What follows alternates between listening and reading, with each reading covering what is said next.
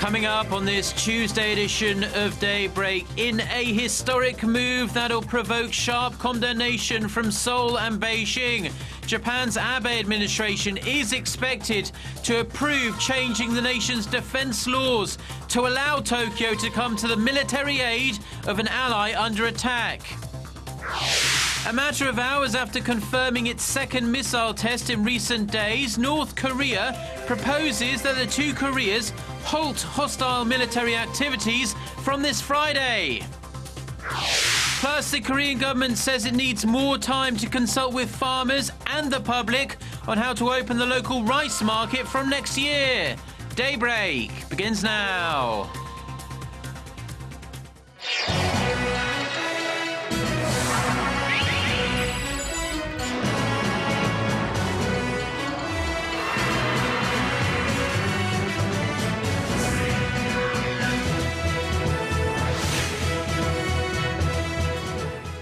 Hello and thanks for joining us. To our viewers around the world, it's 6 a.m. on Tuesday, July 1st here in Seoul. I'm Mark Broom and you're tuned in to Daybreak. Our top story this morning, a historic shift is expected to take place today in Japan. Despite strong opposition from inside the country, the Abe administration is set to shift its more than 6-decade-long pacifist policy to that of collective self-defense, which essentially paves the way for Tokyo to come to the military aid of an ally under attack. Japanese media outlets reported Monday that Prime Minister Shinzo Abe's cabinet will likely approve a reinterpretation of the war-renouncing constitution at an extraordinary meeting on this Tuesday. This after the ruling Liberal Democratic Party's coalition partner, New Komeito, handed the decision to the party's leaders, who are expected to fall in line with the ruling party. Opposition say the reinterpretation, which will set off alarm bells in Seoul and Beijing, will kill Japan's long-standing pacifist constitution. Now, Korea's National Assembly has moved forward with a condemnation of Japan's recent moves to backtrack on its landmark apology for wartime sex slavery. Our Chae-Yusun reports.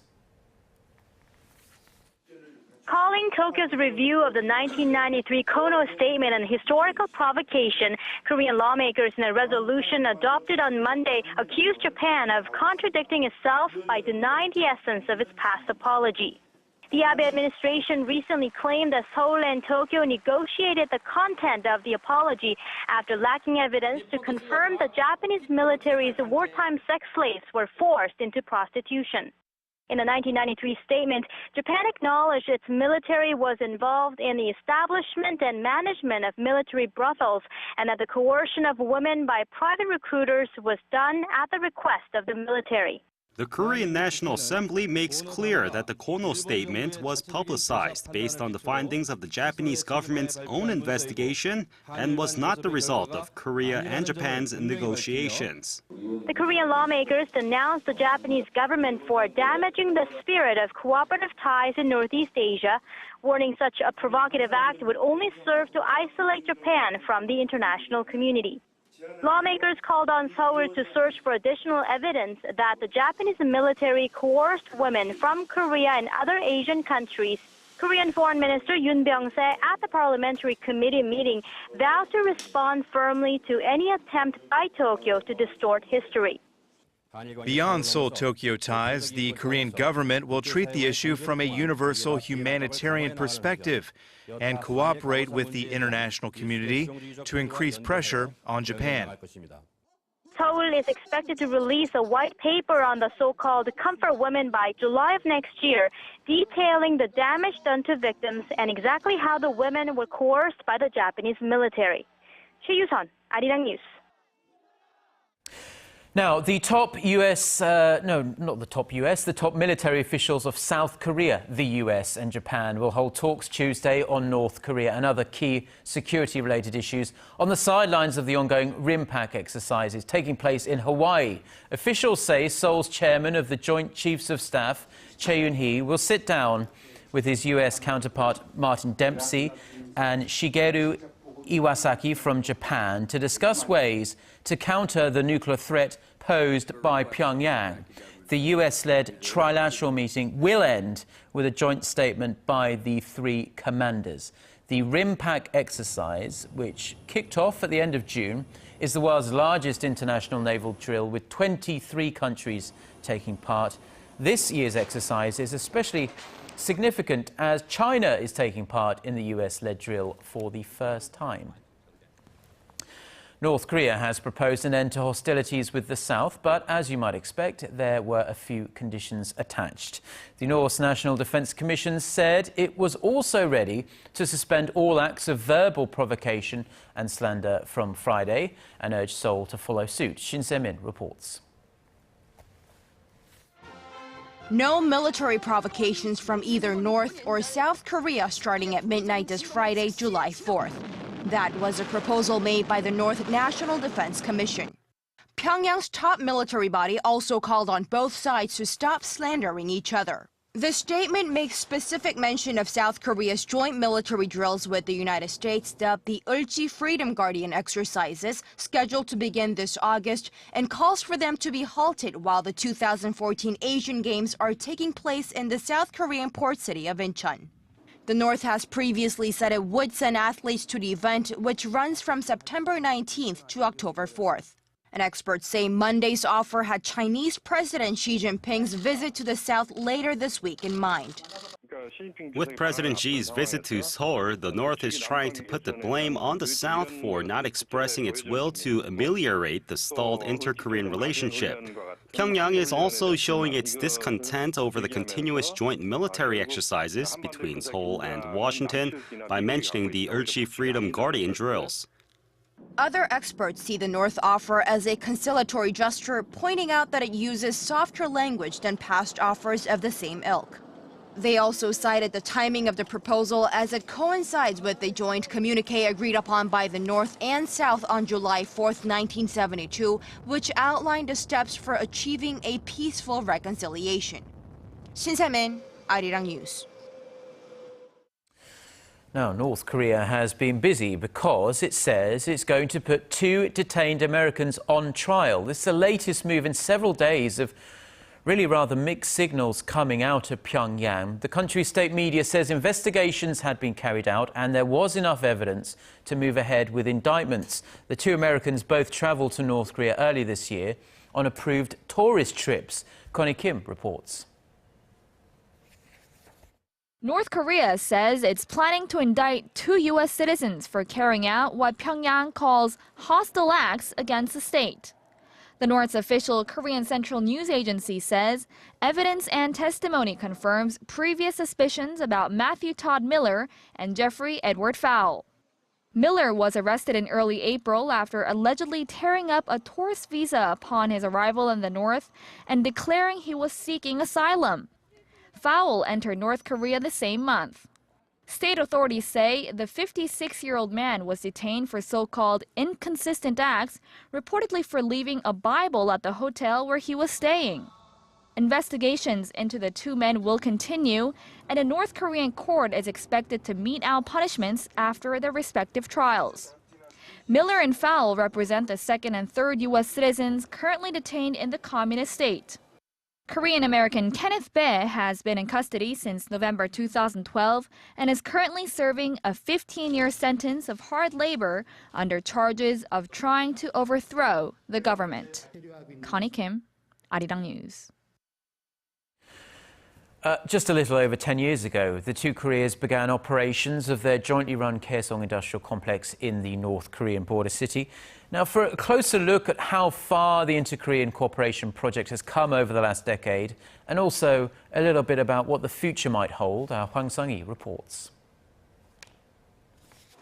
On June 30th, 2004, 15 South Korean companies began running factories at the North Korean border city of Kaesong. 10 years later, the Kaesong industrial complex has seen significant growth. The number of South Korean businesses has jumped from 15 to 125, and the number of North Korean workers from 6,000 to 52,000. The production volume at the factory zone has increased over 30-fold from $15 million to nearly $470 million at present. But the complex has had its struggles. Last year, North Korea unilaterally suspended operations for 5 months amid escalating inter-Korean tensions. The two Koreas have held 5 rounds of talks to prevent a recurrence of similar incidents, but have failed to make much progress. The two Koreas do not have a framework for ministerial-level dialogue, and almost all inter-Korean cooperation is at a standstill. But despite the risks, South Korean businesses find Kaesong Complex attractive. The Kaesong Complex offers cheap labor at a cost of around $150 a month per worker, and goods are transferred over land, which means they can be on the shelves the day they're manufactured. Small and medium-sized firms in South Korea struggle after 5 years in business, but those in Kaesong are flourishing, even after 10 years. The two Koreas have formed an economic community, which we see as a small reunification. The Kaesong Complex is now taking baby steps towards globalization, with around 20 foreign companies showing interest in investing in the joint business park. But concerns about stability are holding the companies back. Hwang Sung-hee, Arirang News.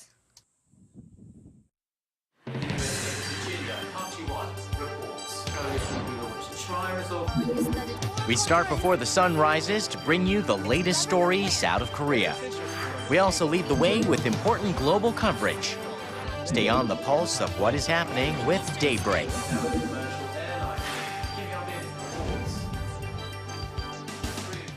The Korean government has once again delayed a decision on liberalizing its rice market. But with the World Trade Organization having a deadline that is fast approaching, the government won't be able to put off its decision for much longer. Our Hwang Jie reports.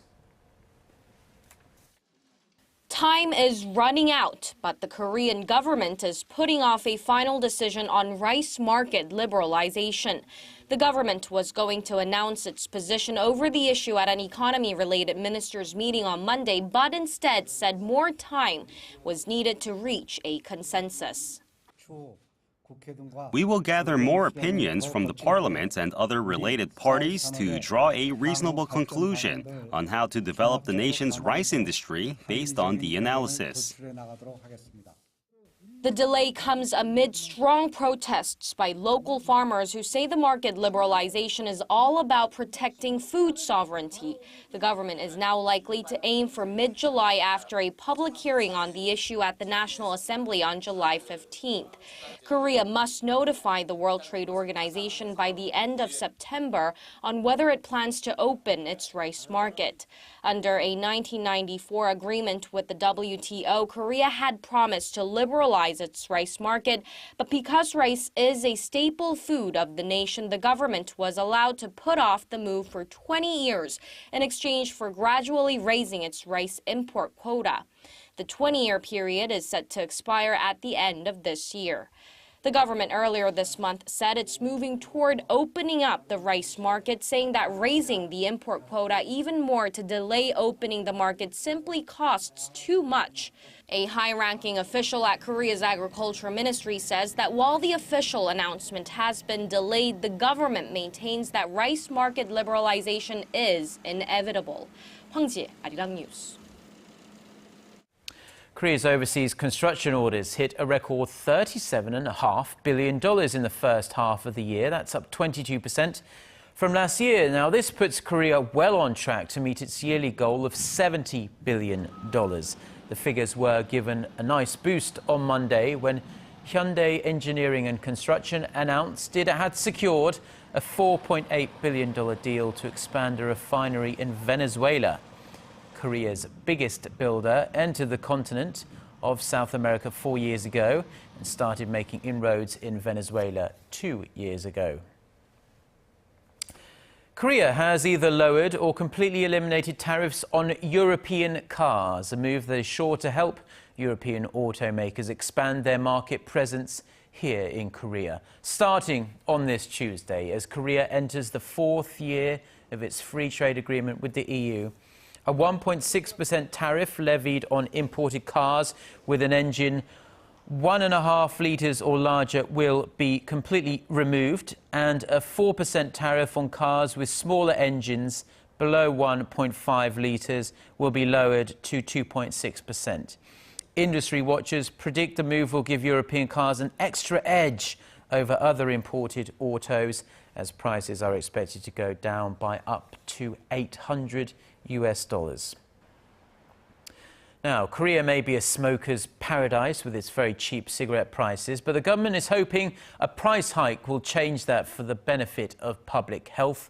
Prices for a pack of cigarettes are among the lowest in OECD countries in Korea, while the smoking rate here nears the top of that list. Kwon So-ah reports on the latest price strategy to reduce the number of smokers. This anti-smoking campaign is the most recent attempt by the Korean government to curb the smoking rate in Korea. And raising cigarette prices is another option the health ministry has on the table. In Korea, you pay 2,500 won, or roughly $2.5 US for a pack of 20 cigarettes. That's the cheapest price among the 41 OECD nations. A pack of cigarettes is more than 6 times more expensive in Norway than it is in Korea.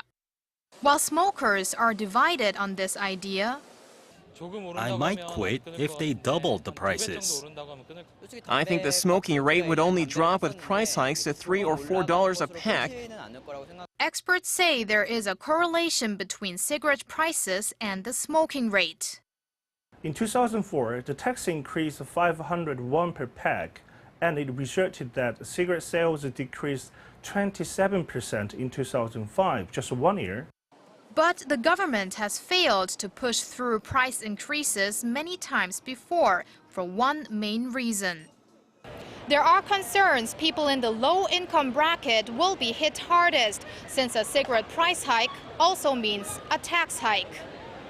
This is because a tobacco tax does not differentiate according to the level of income smokers earn. While a tax increase is pointed to as one of the most effective tools for tobacco control, industry observers also suggest funneling profits from cigarette sales toward anti-smoking and smoking cessation programs.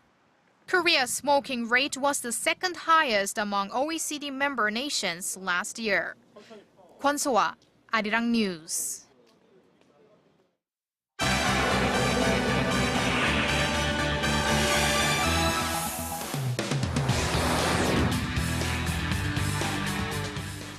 Time now for a look through the international headlines we're following on this Tuesday morning. For that, we turn to our Eunice Kim, who is standing by, as always, at the news center. Good morning, Eunice. Good morning, Mark. The battle for Tikrit continues this morning, one day after the Islamic State of Iraq and the Levant declared an Islamic caliphate across Syria and Iraq. Iraqi forces have been fighting to expel the Sunni insurgency, doggedly holding on to the northwestern city and Saddam Hussein's hometown since its fall last month. Helicopters hit ISIL posts overnight as residents spoke of clashes in the southern outskirts. This as ISIL named its leader Abu Bakr al-Baghdadi the Imam and Caliph for Muslims everywhere, posing a direct challenge to al-Qaeda, which disowned ISIL earlier this year. While the declaration was happily received by its followers, others in Syria and Iraq condemned it. A spokesman for the rebel group Army of Islam called ISIS delusional, adding a state cannot be created through looting, sabotage, and bombing. Ukraine and Russia have agreed to work on a bilateral ceasefire as Kiev's truce with pro-Russian separatists was due to expire Monday evening local time. The development comes as the leaders of the two states, flanked by French President François Hollande and German Chancellor Angela Merkel, had engaged in a four-way teleconference. The French presidential office says Kiev and Moscow will additionally work towards strengthening border controls, as well as organizing substantial tripartite negotiations and freeing more hostages. The three Israeli teenagers who had been missing for the past couple weeks were found dead in a pit in the West Bank.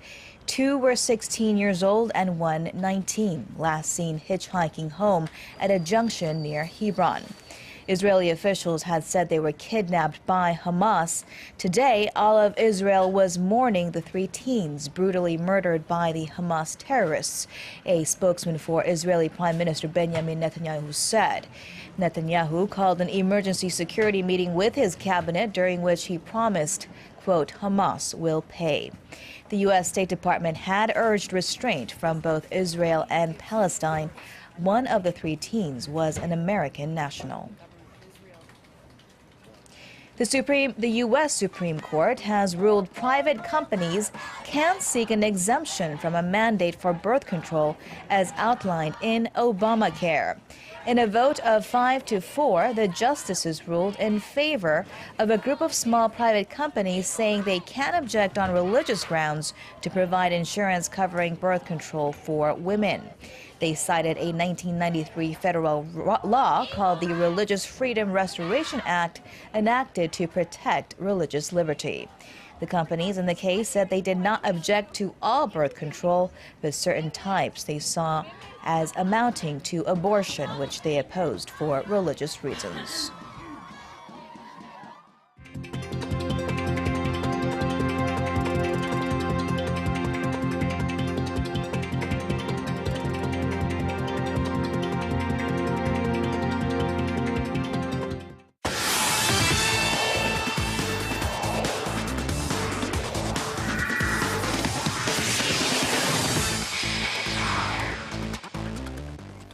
And a good Tuesday morning to you all as we get back into our regular sports news today, starting today, of course, and starting off in the LPGA. Now, not too long ago, South Korea's Park In-bi was the #1 golfer in the world, but now, well, she's ranked 3rd. With Stacey Lewis claiming the Walmart Northwest Arkansas Classic over the weekend, the American remains #1 in the latest LPGA ranking for the 5th straight week. But Park In-bi, who finished tied for 15, dropped down to 3rd after teenage sensation Lydia Ko, who finished tied for 2nd, was bumped up to 2nd in the latest world rankings. Meanwhile, Korean-American Michelle Wie, who's been enjoying a nice season so far, has gone up 1 spot to #6 overall. And now it's been a while since we've covered the KBO, so with the league approaching its mid-season soon, let's take a look at how the teams look so far. And of course, taking a look here, the Samsung Lions continue to run away with the league, taking a 6-game lead over the NC Dinos, who are 2nd place with Nexon and Lotte closing out the top 4 spots. Now, the Tucson Bears have really been struggling in the month of June and are 12.5 games behind Samsung and 3.5 games back of the 4th place Lotte. Meanwhile, Hanwha still being Hanwha despite the big signings this past offseason, as they're in last place with the LG Twins just ahead of him in 8th place. And now staying with the KBO, just like I mentioned, mid-season is approaching, which also means that the KBO All-Star Game is just around the corner. And after weeks of voting, we have a young star leading the voting. And leading the overall All-Star voting is NC Dinos' Na Sung-bum, who's just in his 2nd year in his professional league, has been dominating the voting so far. While Kang Jong-ho leads the online voting by 8,000 votes, the NC Dinos slugger leads the phone app voting by over 12,000, giving him the most votes overall so far. The 24-year-old is currently hitting .360 with 17 home runs and 59 RBIs. And now let's finish things off with some 2014 Brazil World Cup coverage with 2 matches kicking off earlier today, starting off with France taking on Nigeria. Now, a relatively close match all throughout the first half as the Nigerian goalkeeper Vincent Anyema keeps it close with some amazing saves. But in the 79th minute, a key mistake off of a corner as Paul Pogba scores the first goal for a 1-0 lead. Nigeria looking for a last-minute equalizer, but an own goal by Joseph Yobo in the 90th minute ends their dreams as France advances with a 2-0 victory. Meanwhile, in the second half, Germany and Algeria facing off currently. It's still 0-0. And that's going to wrap it up for me. This has been SJ. Have a great rest of the day, and see you guys again for your sports needs.